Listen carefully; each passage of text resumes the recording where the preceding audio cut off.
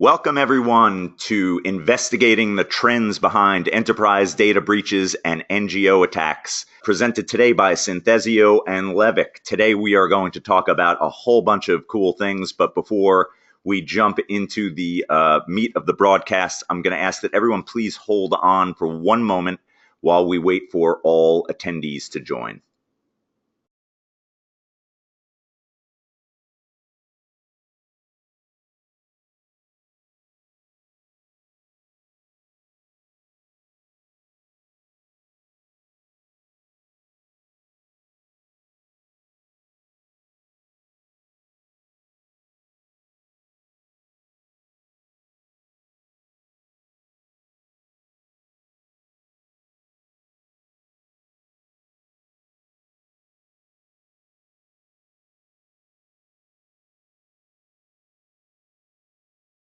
Great. It looks like we've got everyone here. So welcome back again to investigating the trends behind enterprise data breaches and NGO attacks.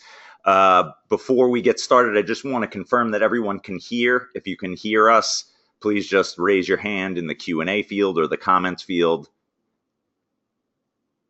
Perfect. Looks like we're coming through loud and clear.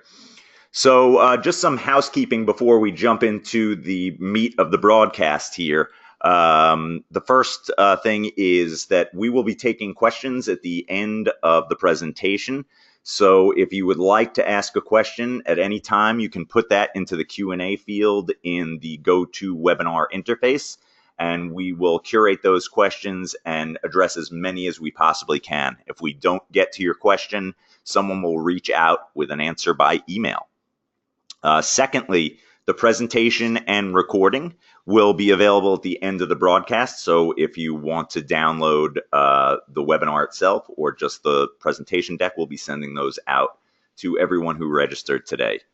And last but not least, we'll ask you to follow along if you'd like on Twitter at hashtag SynthesiaLive. If you want to add comments or questions there, we'll take them there as well. So we're going to jump right into it now. So I am Greg Roth. I'm the VP of Global Marketing at Synthesio, and I'm here today with Sam Huxley, the Practice Chair of Risk and Business Strategy from Levick. Welcome, Sam. Thanks, Greg. I'm Sam Huxley. I'm the, as Greg mentioned, I lead up the Risk and Business Strategy practice at Levick. My focus has been on the digital and social media side of crisis and doing research for a wide variety of clients and how they can easily detect and mitigate crises and issues online. Awesome. So I figured I'd give everybody a little bit of background behind this webinar and this study before we jump into it today. So Levick and Synthesio have worked together for a while now, and Sam came to us and actually asked if we would be interested in doing something, different than we usually do with these webinars. So this one in particular is a data study, and we picked these two topics of NGO campaigns and data breaches because we thought it would yield some interesting data, and we had a bunch of conversations on the phone strategizing about this, and what we came out with was really to break this webinar into two different pieces. So we're going to concentrate first on NGO campaigns, and then we'll talk a bit about data breaches at the end of the broadcast. So just to give you some background on what we'll be talking about today, NGO campaigns are activist campaigns which target corporations. And you should care as a business person because the groups are becoming more sophisticated. They're often attacking companies that are unsuspecting of being attacked. So it's not the usual suspects who are being attacked anymore. We'll get into that a bit more later when we talk about top tier companies. It impacts pretty much every vertical across the board. Food in particular is a huge target. Apparel, retail, energy, and finance as well. Examples might be anti-GMO, animal testing, emissions standards, labor rights. There's a whole bunch of political, social, societal things that NGO campaigns support, and they basically launch campaigns to try to help get businesses to change their minds about the way they're doing things or comply with certain things that the NGO is interested in. On the other side of the chart, we have data breaches. These are in the news quite often. They are unauthorized data exfiltration, so it's basically breaking into an enterprise's data vaults, whether it's for financial gain or just to steal data. It really doesn't make a difference. Why you should care is because it's rapidly growing and it's an expanding threat that affects business continuity and brand reputation. Examples there being the Target and Yahoo breaches. It impacts every industry that's been targeted, and the number and the capability of the threat actors is growing at an alarming rate, and we'll talk a bit about that later in the broadcast. Thanks, Greg. The foundation of our approach is issue modeling. And what that means is that while attacks and crises can come from anywhere, based on the type of crisis, they usually follow a predictable coverage pattern. And by analyzing these different patterns, clients, companies, and organizations are able to gain a fair amount of insight in terms of shelf life. So what's the duration of an attack typically? Where does it start? Is it something that usually originates in social media or traditional media? Who are the consistent influencers? So what are either the individuals or sites that usually play an outsized role? And by looking at this, and while we're focusing today on NGO and data breach, because they're a nice compare and contrast because they're very different, you can do this with any major issue, whether it's announcement of regulatory action, labor issues, or even natural disasters. So once you understand the patterns, you can understand what the amplifiers are and what the mitigators are. And by working that into your prep and your playbook, you can manage crises much more efficiently and with a lot more confidence. Awesome. Next slide. So tell us a bit about the general findings that we uncovered. Sure. As I mentioned on the last slide, NGO and data breach are a good for each other because they are quite different in how they come about. With all crises, the majority of mentions are in social, and Twitter, no surprise, plays an outside role, not just because of the presence of influencers, but also media on Twitter. And what we see is that traditional media involvement is usually tied to some sort of material impact or potential material impact of the target company. But while this for both are in social, NGO attacks we see usually originate media, and we'll talk about why that is, while breaches typically come out of traditional media. When we look at shelf life and managing against shelf life versus managing against volume is a big takeaway of this, and we'll go into that. Attacks tend to have a longer cycle than, but they have what we call a longer echo. So from an announcement, conversation will have a long tail that can last for a couple days. So I think we could jump right into NGO attacks to start. We have a whole bunch of great data to show you. So I think that the most important thing to start off with the methodology behind how we collected the data and exactly what we were looking at. So let's take a look at that methodology, Sam. Thanks, Greg. So what we looked at is we looked at 9 separate campaigns from 4 very different NGOs. And the one thing in common, they differed in issue and approach and strategy, but the one thing in common is that they all had corporate targets. And so what we focused on in these 9 campaigns is how long it lasted, how big was the peak or the spike, and usually the spike is obviously our main area of focus. And then we also looked to see what was efficient, what worked for each of these groups, and which were the influential platforms and sites. So we'll start with some high-level observations of all of the NGO attacks combined. So let's look first at the average story life cycle. It's pretty obvious what we're seeing here in terms of the peak and then the trail off, but let's get into some details. Yeah, I mean, the big thing here is that almost 70% of the mentions happen in the first 72 hours. And you've usually hit your peak by day 2. And one mistake that we see companies make during these types of incidents is that they'll respond later.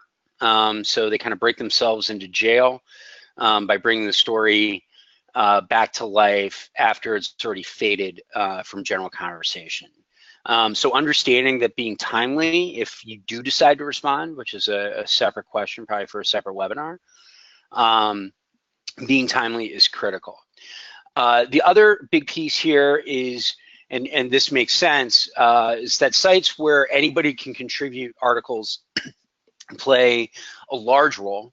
So the HuffPost and the Hill, especially when it comes to public affairs focused NGO attacks, have received more articles and attention than anywhere else. It's a small amount of the total number of mentions, but they're far and away the 2 largest outlets. The other platform, and this we found a bit surprising because it has a reputation of being more tech focused and politically focused, is Reddit. Reddit took an outsized role across all of these campaigns in terms of accounting for almost 5% of non-social mentions. So when we looked at these NGOs, we broke it down into 4 distinct buckets that were really driven by the general content manner that existed within each one. The first, socially driven results. Second, amplification by echo chamber. The third, top-tier target. And the fourth, food-focused campaign. We've also color-coded them so that as we walk through the data in the next few slides, you can get a good visual idea of the impact of each one of these campaigns. So, Sam, why don't you walk us through the details behind the categorization of these different campaign types? Sure. So, number one is an NGO, and these are all well-known groups, and this is all using real-world data. Number one is a large NGO that has very effectively adopted social media as a core part of its strategy. Realizing that grassroots is dependent on empowering different individuals. So they are extremely effective in using social, Twitter in particular, to get their message out there.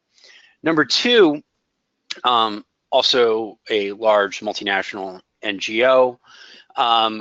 What they attempt to use the same strategy, but most of the conversation, or at least a very large part of the conversation, happens basically between communities that are owned by that NGO or that self-identify with that NGO. So while they generate a significant amount of volume, they don't really get a lot of dispersion in terms of the different types of communities they get into. So it's a lot of talking to themselves. Number three, and this is pretty common in textbook NGO strategy, is basically to amplify their message by picking a brand that wasn't necessarily the most egregious in what they were looking at, but had the highest brand awareness and brand affinity. So high profile brands usually find themselves to be a target, not necessarily because of their actions, but because of their profile. And so we'll take a look at how that played out. And then the last one, because food is a very sensitive subject for many consumers in terms of people thinking about what they eat, this basically used content and news that made people, or tried to make people, question their purchasing choices when it came to different food products. So just a quick look here for everyone at the data key so that you can see in the next few slides as we walk through them that purple, red, light gray, and charcoal gray are the colors you're looking to see represented, so that when we jump into the next two slides, the first thing that will become obvious is that you're seeing an awful lot of purple. And these are mentions generated by NGO campaigns over the course of the study. Now, Sam, what I'm going to ask you to do now is explain to us the difference between what we're seeing here and what we're going to see in the next slide, this being a raw data view and the next slide being a normalized data view. So what's the difference here? The difference is that, I mean, this is looking at total cumulative mentions per month. The one, NGO number one, which is purple, as you can see, and as you mentioned, dominates the conversation, and that's because, as I mentioned on the intro slide to this section, that social is key to their strategy, and they've integrated that across all their operations. The other piece of this is that it's pretty important to understand that they are the exception and not the rule. Most NGO campaigns do not succeed. So, and this also is amplified in terms of the fact that they were actually able to drive legislative and corporate change with two of their campaigns, which is unusual because, as I mentioned, most NGO campaigns fail. So we'll get into some of the specifics of the stories that drove a lot of these volume changes, but before we get into those specifics, tell us a bit about the different view we're looking at here. Yeah, well, the last slide was looking basically at monthly resolution, so that was total mentions in a month cumulative. Daily resolution, so per 24-hour period. The ways here is that when you look, most of these spikes are a day or two or three. They're not lasting for 30 minutes or 30 days. The other piece is you can see how well comparatively NGO number one is able to sustain their message across multiple campaigns versus the other NGOs, which have a pop here and there of minimal volume and then fade away very quickly. So NGO number one, obviously the largest driver of volume, and this is the one that we called socially driven results. So talk us through a bit about the huge spikes in volume that occurred in January of 2017 and what that means to this overall time frame. Yeah, so I mean, the two biggest campaigns we looked at for them, the first one actually drove successful passage of legislation to their end. And the second one, one of the companies that they were targeting actually went into receivership, which was also a goal of theirs. So not surprisingly, when they get results, they get a lot more coverage, and it gets a lot more coverage beyond outside of their normal activist community. The thing that makes them so effective is they make it very clear and very easy on what people who want to support their campaign can do. And it goes beyond what we call collectivism, which is just liking something on Facebook or maybe sharing it, where they get people to target specific legislators. They make custom content for each of the campaigns that's of relatively high quality, and they're able to sustain even the low level, because if you look at the y-axis, you can see in a bunch of these months that they're generating, over 2,000 mentions on the specific campaigns, and their staying power was a lot greater than the other groups we looked at. Have you found that you can also see? Oh, go ahead. Oh, I'm sorry, Sam. I was going to ask you if you found that collectivism has grown or decreased over time as social networks have become more sophisticated. Like back when Facebook first became public, there was an awful lot of like link bait sharing and clicking of causes and stuff like that. Is that something that you've seen decrease over time, or is it increased and become more sophisticated? I think it's definitely the latter, and that it's become easier and easier, not just for groups to do this, but you're also seeing bigger players take advantage of similar strategies in terms of moving large groups of people, political parties, and those types of things. And so while I think overall activity has grown and the number of people who have either shared or posted increases every year, that increase means that there's a lot more fragmentation, and that it takes a lot more for groups that run these campaigns to actually make them successful. And we're seeing sophisticated paid amplification campaigns on social platforms by some of these groups, this group included, that can help basically break through that clutter. That is one of the warning signs, is that when you see a promoted tweet or an ad on Facebook, that a group is obviously more serious and more of a threat to a company than the general, retweet if you support this type language that you see. Because sustaining and managing against time is what is basically this challenge. That if you can be part of the conversation for longer, you're more likely to have an impact.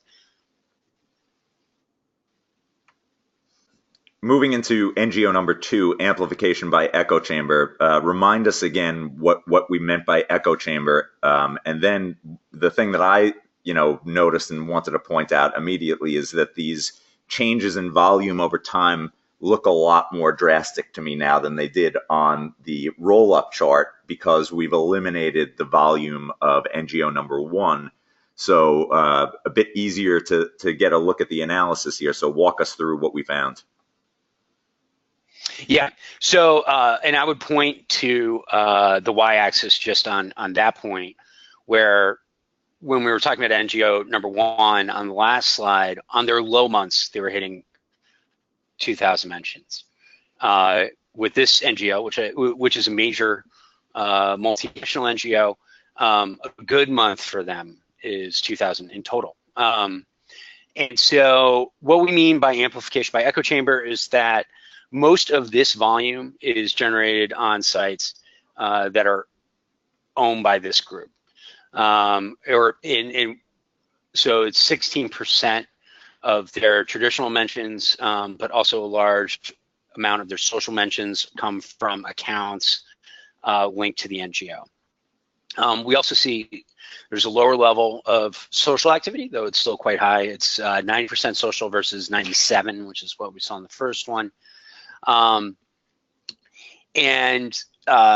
they thrive basically on, I don't want to say talking to themselves with press releases, but they try to build up more of a community on their own properties and within their own communities.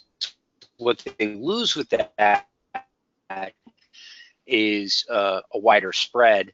And so whereas the first NGO we looked at, by being able to amplify into the general public, by being constantly part of the conversation, the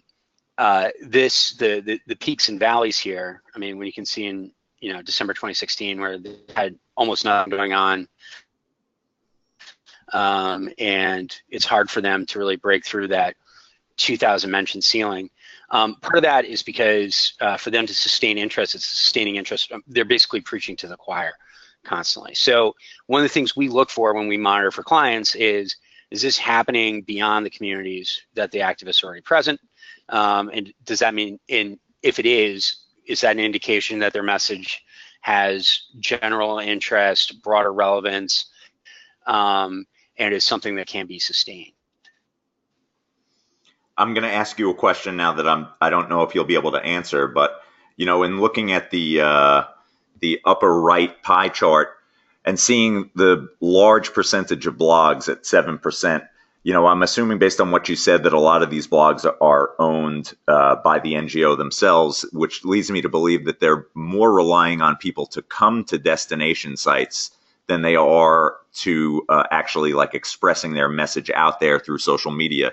Have you done any research on whether or not the web visits of these blogs and own sites corresponds with the amount of volume that is spoken out on social media?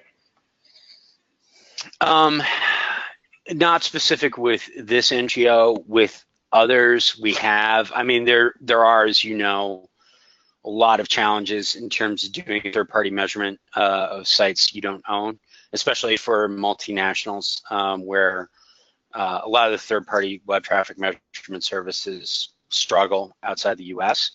In general, there's not a lot of correlation between site traffic and conversation volume. What you'll see is there are some sites that have very high traffic, but barely get shared and barely mentioned. With this, I mean, your assumption is correct that a lot of the blogs are owned by them, and that also helps drive a lot of their Facebook sharing, but they are more dependent on people coming to them versus NGO number one, which is basically getting their message out to the people. So moving on to top tier targets here, this should be obvious what top tier targets are and why they're targeted. But I'd like to know a little bit more about the breakdown of traditional versus social here, and then particularly what we're seeing with these massive fluctuations in volume over an extended period of time. So this is a NGO campaign that's basically driven by earned media versus, I would say, social media. So while this campaign started in social, actually had a pretty well coordinated PR push to get placements in major publications about this, basically using the major corporation, which is a Fortune 20 brand, as the hook. And so the advantage of that is clearly they get an elevated amount of conversation, though I would also point to the x-axis here where the top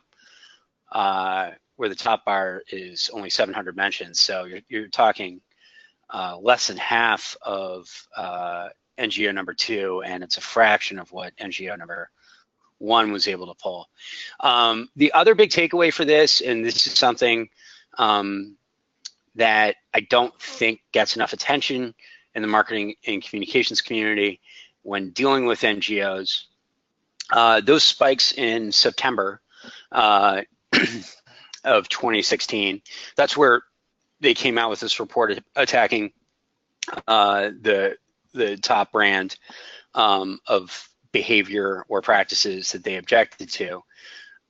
When the company actually changed to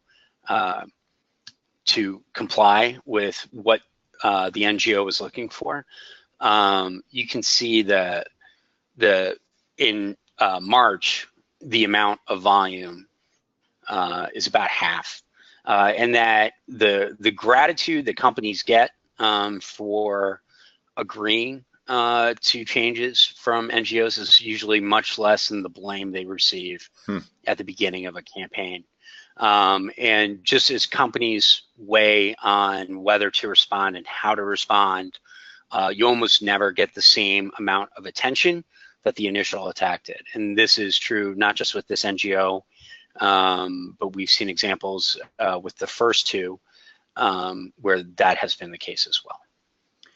I know you can't read the minds of the heads of these NGOs, but when it comes to top tier targets, it seems to me like an NGO attack against the top target is as good for PR for the NGO as it is for enacting change. Do you feel like some of these top tier targetings are a result of the NGO wanting to get their name out there more? Yeah, well, it's not just getting their name out there, it's also effective for their fundraising. So taking on well-known brands, and not just well-known brands, but brands that have associations or that positive, that usually they try to do good, those types of things.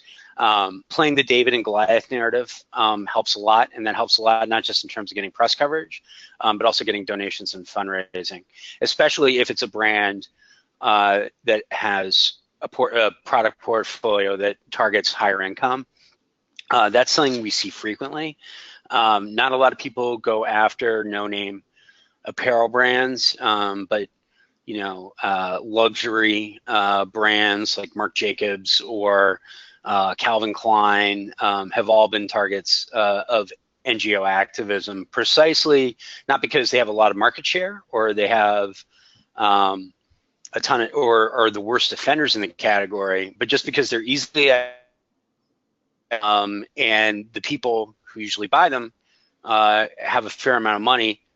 If NGOs make those people feel guilty about purchasing the product, one way they can feel better is by donating to the NGO. So that's a pretty common tactic. And in the case of this brand that was targeted, the practice that the NGO was advocating change for, this brand, I don't even think was in the top 5 in terms of practitioners in terms of global companies, but they were the most recognizable. So that helps. NGO number 4, food-focused campaigns. You mentioned earlier that food is something that a lot of people are very passionate about, but it doesn't seem like that passion translates to a massive amount of volume. This time, I'm going to call attention to the y-axis of the graph on the bottom. So obviously, this was the smallest driver of volume. But in terms of looking at the qualitative mentions here, did you notice a higher percentage of passion behind what people were writing about? Yeah, a little bit, and you would see that more on things like Facebook. I mean, the big one with this one is that this was almost entirely a press piece and letter writing campaign strategy focused on the board of a company and also other health groups, that types of thing. And you can see that, as opposed to the earned media strategy that we saw prior, that it's very hard to sustain attention with just press releases, which I hope in 2017 is news to nobody, though it's apparently news to NGO. So, I mean, it goes to the importance of, while they get a lot of mentions in social, a lot of that was retweets. And while we have seen effective food activism, and actually this NGO got the change they were looking for, but again, the company then became targeted again, and that's something else that companies need to keep in mind when they're the focus of one of these campaigns, is that there's nothing that stops the NGO from coming back again. Because if it worked once, it'll probably work again. So you can see here, the volume, small as it is, the company changing their practices based on this NGO via product reformulation.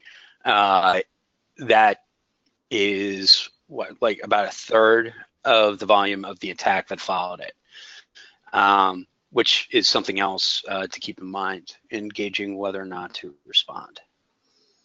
So I noticed here, Sam, that forums account for 10% of the total mentions for these food-focused campaigns. And just for the knowledge sake of our audience, Synthesio classifies Reddit as a forum, and I was wondering if Reddit accounted for a large amount of the volume here for these food-focused campaigns. It did, and it also the other thing for food-focused campaigns is a lot of parent-focused sites have active forum components, but Reddit actually, as we mentioned at the top, is a component of all these. But specifically on this campaign, it was a combination of Reddit and the product that was being targeted was also kids product. And so you saw a lot of attention from moms and dads on forums on that as well. that wraps up our analysis of NGO attacks. We're going to jump really quickly here into data breaches, and we'll learn a bit about the differences here. But before we get into the specifics of the study, just wanted to go through some basics here for you.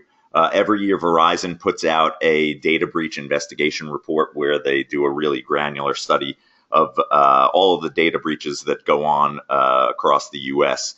And some basic facts here are pretty scary. 75% perpetrated by outsiders to the organization, 24% affect financial organizations, 81% of hacking-related breaches leverage stolen or weak passwords. So I guess I have to change my 12345 password. And 73% were financially motivated.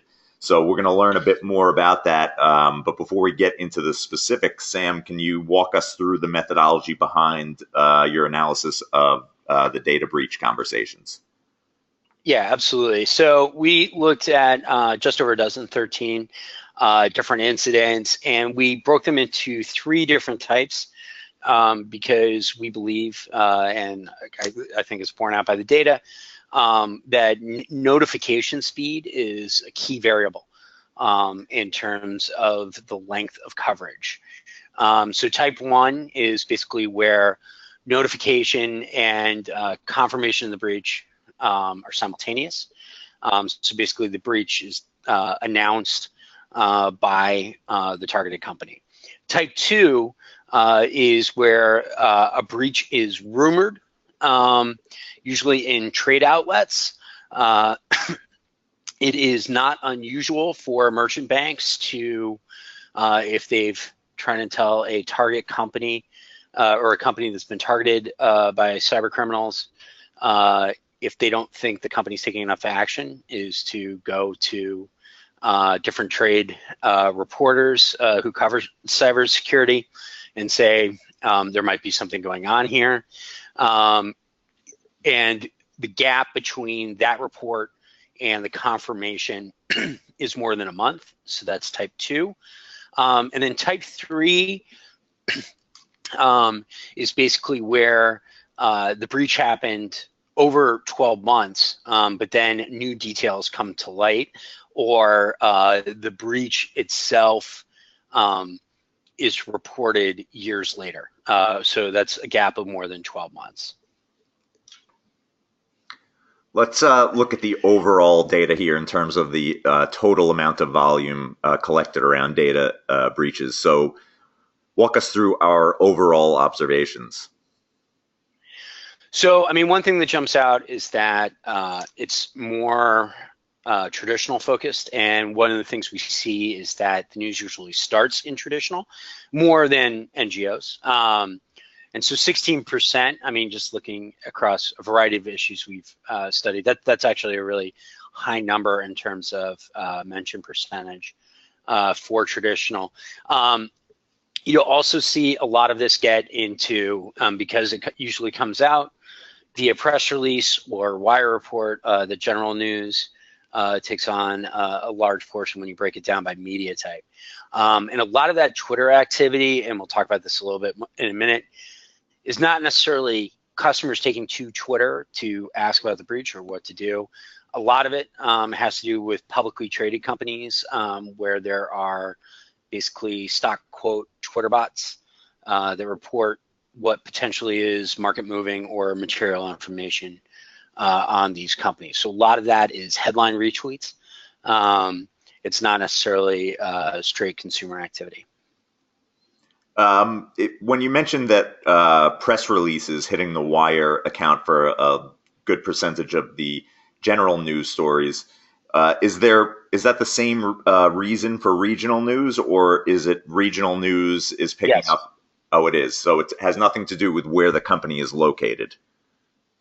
No, I mean, usually if something gets to AP or Reuters, you'll see a lot of the regional newspapers and regional news sites depend heavily on wire services for a lot of their content. So you'll see it get syndicated. There might be some extra color, or you might get some original reporting, depending on where the company is located. These companies that we looked at are across, and I should mention at the beginning, are across a variety of different industries and size. So some of them are smaller regional brands, some of them are large multinationals. So in looking at the difference between mentions versus impressions, what are some of the things we uncovered here? So one of the things is that the heavy weighting of traditional in general, especially some of the general news sites, when you have the confirmation and the breach together, you get more impressions per mention. So that's a metric we looked at specific to this issue type. And you can see that breach type 3 obviously generates a large number of impressions. So even though the impressions per mention are lower, it is what, 5x, more than 5x breach type 1 in terms of the averages. And so the other piece of this, and this connects with the next slide, is that one of the things we try to get clients to do is focus on shelf life. So here on this slide, what we're looking at in terms of breach type 1, most of the conversation is done within a week. And it's completely done after 2 weeks. So, and what you're seeing is a lot of that retweeting of headline activity I mentioned, where people are basically, where financial Twitter bots are basically just retweeting headlines. So what we try to get clients to focus on is manage against shelf life versus volume, because some of the volume is going to be baked in. Any news about a company is going to get a certain, especially a publicly traded company, is going to get a fair amount of activity no matter what. So if you look at type 2, while the initial report, which is the red line, gets a similar amount, there's an extra 4 or 5 days of activity from the confirmation. And so that stretches the timeline to almost double and keeps the company in the news longer. So after mentions had died out after the first report, then you have what I refer to in the NGO section as breaking yourself into jail. And so that brings it back to the company, and that usually raises questions in terms of content on why it took the company so long. And that's where you get into questions about confidence and customer confidence in the brand to keep their data safe. Now with number 3, and again, looking at the y-axis, you can see it is much higher than the other 2. And the red line is with one of the examples, one of the companies we looked at, the breach actually affected a acquisition deal that they were part of. And for those of you on the call can probably guess what company that was. When we take them out, there's still, you can see that the volume is much more elevated. And a lot of that goes to brand confidence. And obviously with the material impact, it had a severe impact on what the final acquisition price was and stock movement. And you'll see those types of breaches where something comes out after 12 months, you'll see that's the thing that can open a door to things like shareholder lawsuits because it wasn't disclosed in previous SEC filings, those types of things.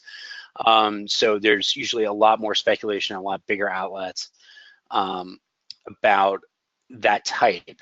And our big takeaway from this is what we see in general is that breaches are so common now that has become dog bites man, and that most breaches usually get a passing mention and a very manageable amount of volume and fade away pretty quickly, unless there's one of 4 factors. If the company was the victim of a state-sponsored cyber attack, obviously that generates a lot of news. Think Sony. If it is what we call spectacular data, so if it's emails that are leaked that give you a view of the company's culture, something like Ashley Madison, where the data obviously had a salacious bent to it, or OPM, where it was background or classification clearance data, or the Anthem breach, which was the first time health data was taken at scale. Those are all examples, and it's usually the first time that happens that gets an elevated level of coverage. The third one is material impact, as demonstrated in type 3. So if it's majorly market moving on the company's stock, that will amplify volume significantly. The last one from this is basically speed of notification. If there is a delay in notification, that will amplify the volume, and that will also stretch the story out.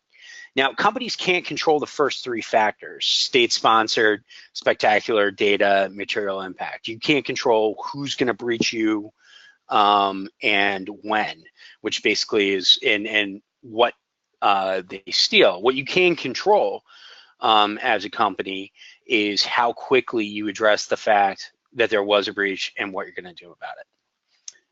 And so that's what we've been preaching to our clients.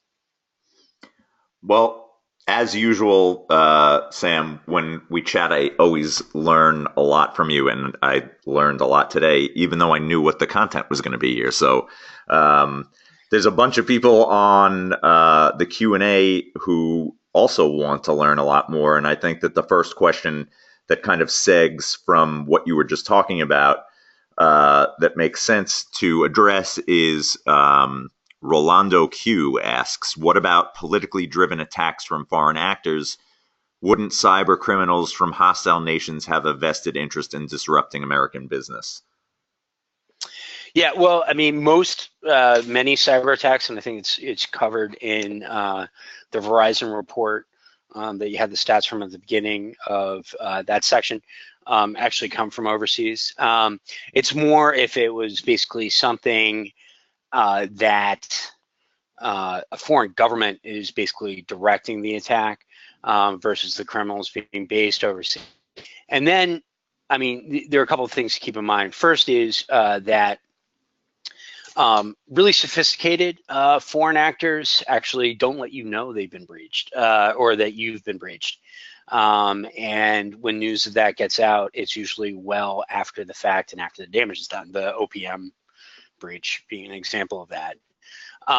The other thing is understanding the exposure in multiple countries. So are there issues that a company has or positions a company has taken in markets that might put it in the crosshairs of one of these state-sponsored cyber actors, and knowing basically if that's the motivation, is there something you can do with the positioning of it? The other big piece of that is in those types of situations, you usually have less control about what you can say because usually U.S. law enforcement or the intelligence community gets directly involved in tracing that back. Those stories usually travel a lot farther than typical cybersecurity stories and become, you know, in the realm of geopolitics. So there's a lot more to manage in that. And what we always recommend is the best defense against any of these, no matter if it's a small breach involving, you know, what I would call pedestrian, even though it can have significant impact, things like customer data, those types of things, or it's a major state-sponsored breach that interrupts operations or those types of things, is that the best thing you can do is basically prepare, simulate, do tabletops on these so everybody knows their role. Also know what to look for So if you see elevated, unusual conversation, especially from markets that maybe you don't usually operate in as a company, like a state-owned media agency puts an attack out on your company that you weren't expecting, those are all things that can be early warning signs about that. We have time for one more question. I'm looking through them here, and I'm going to choose this question selfishly because I also want to know the answer to it. Marilyn B wants to know, do you see Reddit having an increasing role in the spread of NGO rhetoric? Yeah, I mean, I see Reddit having an increasing role, not just in NGO rhetoric, but in political discussion, and that's been pretty well documented, the role that Reddit played in the 2016 campaign and the role it continues to play now.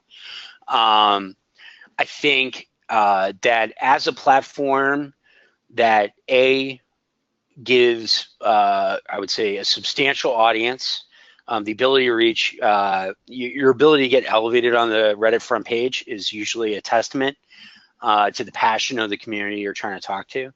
And it's also offers a degree of anonymity that is tough to come across on other social platforms now. And you also have a community across the ideological spectrum. Reddit is home to a lot of very talented content creators, no matter what their beliefs, and you see it on both sides. It is in many ways where a lot of memes probably aren't born, but they're definitely brought into popular culture as a vehicle. And so a lot of NGOs, political groups have recognized that for the last couple of years and are adopting it more and more as part of their strategy. Well, I would be remiss if I didn't mention this, and hopefully we've still got our audience here at the end of the presentation, but we just recently signed a deal with Reddit to become an official Firehose partner. So that growing amount of Reddit data that you're seeing in your dashboard, Sam, should be getting even larger. Excellent. Good to hear. So that's all we have time for today. I want to thank Sam once again for joining us. As I mentioned, I learned a lot, and I hope everybody out there listening did. If you have any further questions that you'd like to have answered, you can reach out to us at the hashtag SynthesiaLive handle, and we'll answer those as best we can. And don't forget that we'll be sending you a copy of this presentation as well as a link to replay the recording if you want to by email a little bit later today. So thanks again for joining us. Sam, thank you for joining us as well. Thank you. My pleasure. Thanks. And we'll see you next time at our next Synthesia webinar. Bye-bye.